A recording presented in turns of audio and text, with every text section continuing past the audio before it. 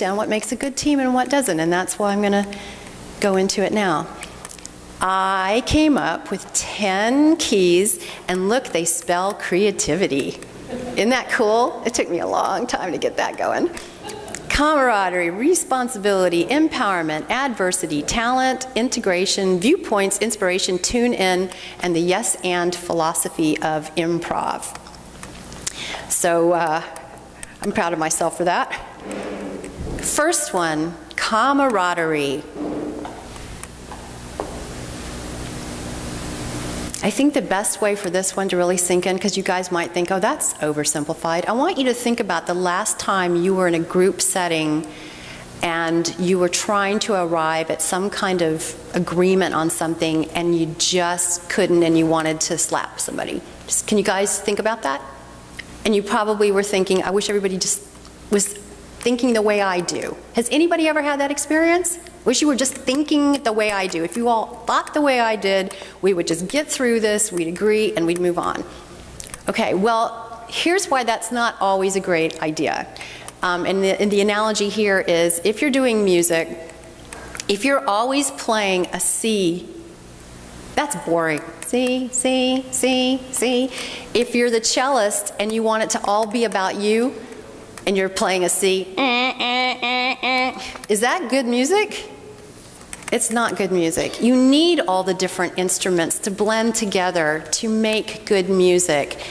And here's the thing, you have to remember next time you're looking at somebody and you might want to them, everybody on a team has a unique and important role to play. And in this example, it might be a violin, a cello, bass, what have you. And what happens is, if you can honor the fact that everybody's different and allow what happens when they come together to just emerge, you're going to get wonderful, wonderful music. How many of you have just ever listened to a piece of music and it was so beautiful you almost wanted to cry?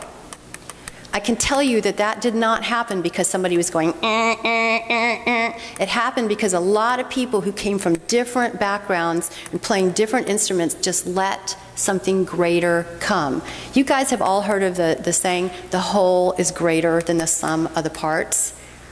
So that's what happens if you can just sit tight long enough and let somebody else say something that maybe you don't agree with right away. Responsibility. I am now living in Atlanta, and I just had a show a couple of weeks ago, my first show there. It was interesting because my friends there just sort of assumed, it was on a Friday night, they just sort of assumed I would come with my guitar and play that Friday and I'd be ready. No, if you're gonna do a show or play in a symphony, you have to practice, man. Practice, practice, practice, practice. You have to learn the song. You have to, for example, I play guitar, I have to change the strings on my guitar before I come in, or it's not going to sound as good. I have to tune the guitar. I have to make sure that the little, I can't even remember what it's called. I'm jet lagged a little bit. Where you put the jack into you have to make sure that that's working. And if you're recording a song in a studio and not everybody's learned their parts, or they don't bring their instruments in good shape, what's going to happen? You're not going to move very fast. And guess what? They charge by the hour. And if you come to a show and somebody forgot their capo, that's something that you put on the fret what are you going to do? It messes everything up. So just like being on a team in the real world, sometimes you might think all you have to do is just sit down, plop down in a chair and arrive. But a lot of times you can take initiative. Maybe you need to research something. If you're trying to make a decision between a couple of things, maybe you can take it upon yourself to research it out, or just think about how you can add to others' decision-making process, and you'll do so much better than if you just sort of come passively. Empowerment. I think it's really important that teams empower their leaders, but also that leaders empower their teams. And I've been in the corporate world long enough to tell you that this doesn't always happen. I've certainly seen it not happen. But I have two examples here. I don't know if you can see these very well, but I have one example of a conductor leading a symphony.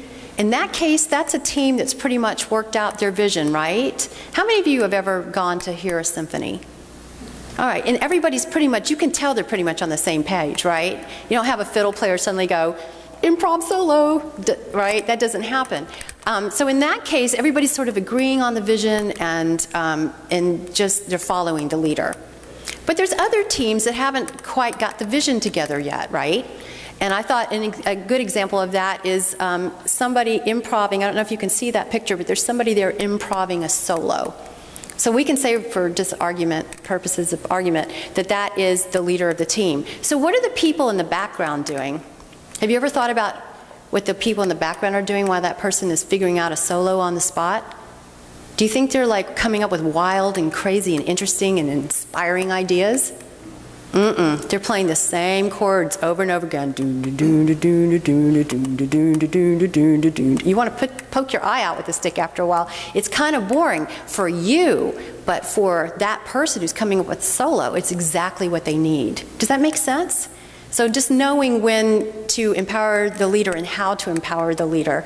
I can tell you, being in a rock band, when we're trying to figure out our parts, when it comes time for the lead, usually the lead guitarist, to come up with a solo, that's exactly what we do. We just play the same thing over and over again while that person makes mistake after mistake after mistake after mistake until they get it. So can you see how that could help a leader in a team? Just be there, figure it out together, don't judge too soon. Okay. Adversity, this is one of my favorite stories. You know, teams often fall apart when something bad happens. Have you ever noticed that? Families, whatever, sports teams, something bad, and why? Because somebody's going, it's your fault, you did it. But oftentimes when something bad happens, it can bring out the best in you if you work with it.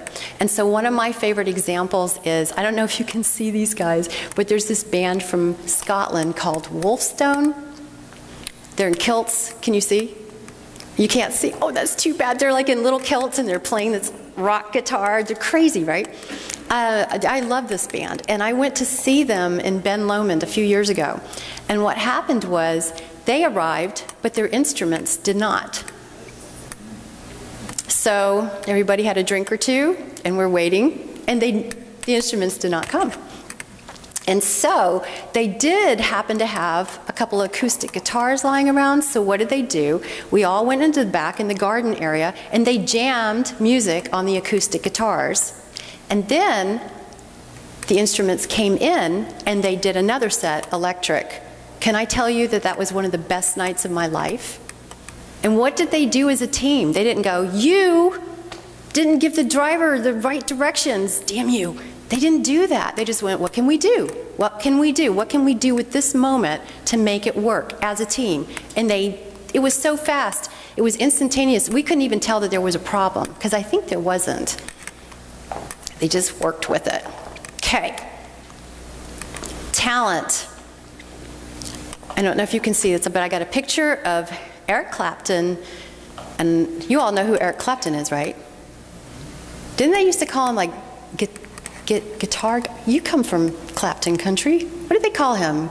Guitar God of guitars or something? Okay, did you know he was not always great on the guitar? He had to practice his butt off to get great on the guitar. And Paul McCartney, that's the picture I have in the middle, he played piano. Did you know that he taught himself how to play piano? And they were in bands when this was happening. Did the rest of the band members go, come on, hurry up, man, just get it. They waited as they developed their talent. Now, I don't know how many of you have ever been in a team situation where you have a young'un. Can you tell I just came from the South? A young'un. Oh no, I'm gonna get a draw coming pretty soon. A young'un in your team, and you're thinking, oh, that person doesn't know anything. Intern, oh boy, they're gonna just not have any great ideas. Can I tell you something? Because I've led a lot of brainstorming sessions over the years. They often come up with the best ideas. So you don't want to judge people too soon. You also want to allow talent to develop. And there's one other thing I want to tell you that might help you next time you're sitting across from somebody and you want to smack them.